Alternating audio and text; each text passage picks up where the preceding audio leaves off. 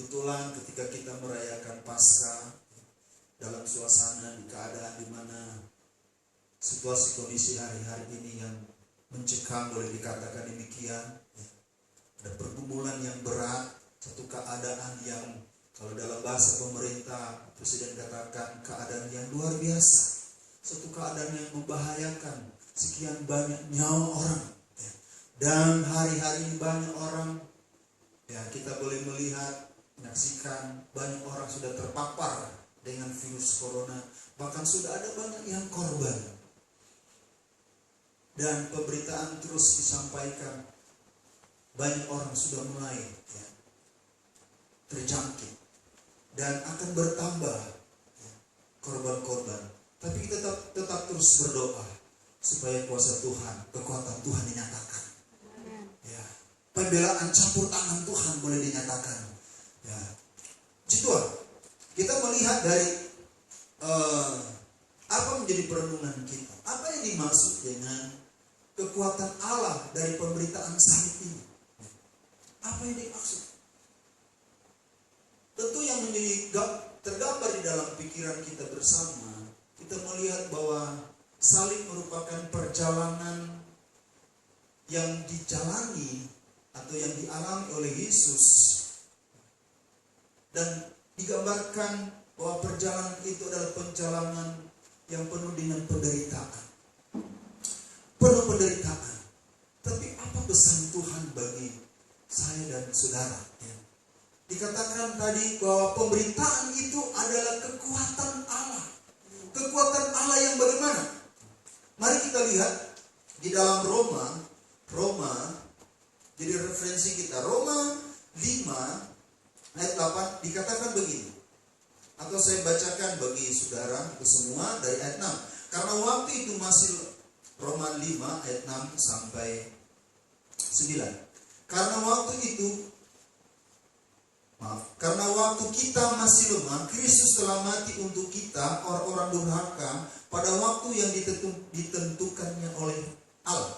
Sebab tidak mudah seorang mau mati untuk orang yang benar, tetapi mungkin untuk orang yang baik ada orang yang berani mati.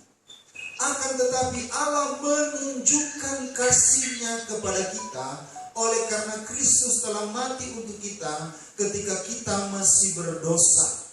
Itu yang menjadi perhatian kita. Ayat 9, lebih-lebih karena kita sekarang telah dibenarkan oleh darah-Nya, kita pasti akan diselamatkan dari murka Allah. Jadi kita melihat di sini yang dimaksud dengan pemberitaan salib itu adalah kekuatan Allah yang apa, saudara? Ayat 8, akan tetapi Allah menunjukkan kasih-Nya kepada kita oleh karena Kristus telah mati untuk kita ketika kita masih berdosa. Jadi kekuatan Allah di sini yang dimaksud oleh firman Tuhan adalah tentang kasih-Nya. Kekuatan kasih-Nya. Kekuatan kasih Allah. Kesanggupan kasih Allah yang Allah ingin nyatakan kepada dunia dan kepada kita. Jadi salib itu saya katakan suatu puncak di mana Allah menyatakan kasih-Nya. Supaya orang boleh tahu, orang boleh melihat bahwa sungguh betapa besar kasih Allah kepada kita. Dia tunjukkan kepada kita semua bahwa betapa Allah itu adalah kasih. Kasih Allah datang kepada kita. Itu bermula dari ketika Allah datang ke dalam dunia. Di mana dikatakan di dalam Filipi 2 ayat 5 dan 8.